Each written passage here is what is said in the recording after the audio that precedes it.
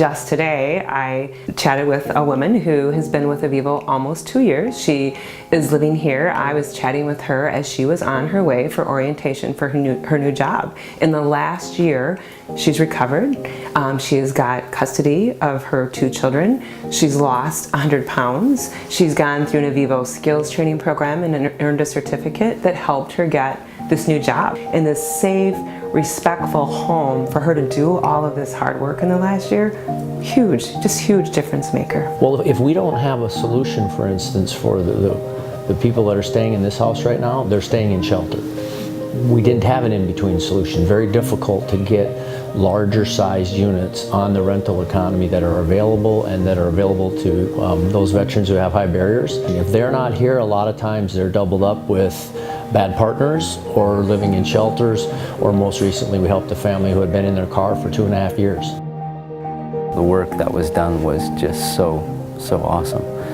And I could envision kids, you know, coming in and seeing a home like they may have never had before, right? Never had a place, a safe place to rest their heads, a place where they were going to stay for more than a night or 2 or have to leave during the day.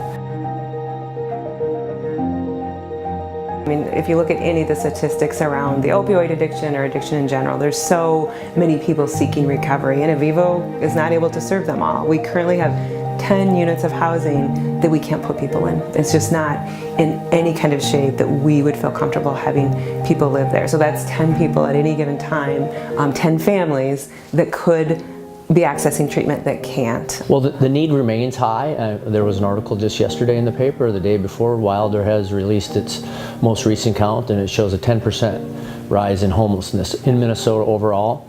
The last 2 years in the veteran population, we've sort of played it to a tie. So there are still 226 veterans on the homeless veteran registry as of today. We've noticed, especially with the housing crisis, that our homeless shelters are full. Those are not the safest places for families to be, especially young kids. That crisis is growing.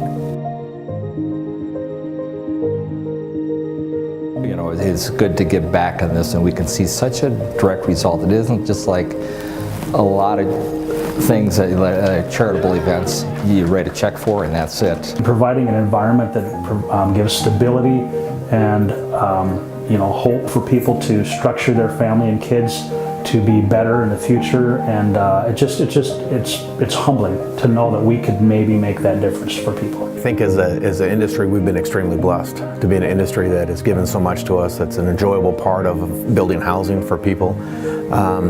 But unfortunately, there's people out there that don't have housing, that are in need, and that are in crisis. And I can't really, frankly, whether it's MACV and veterans or any other group that you support, there are people in our communities that need help. And I think as an association, as far as a builders association, we're absolutely primed to be able to give out and give to that and help make a difference.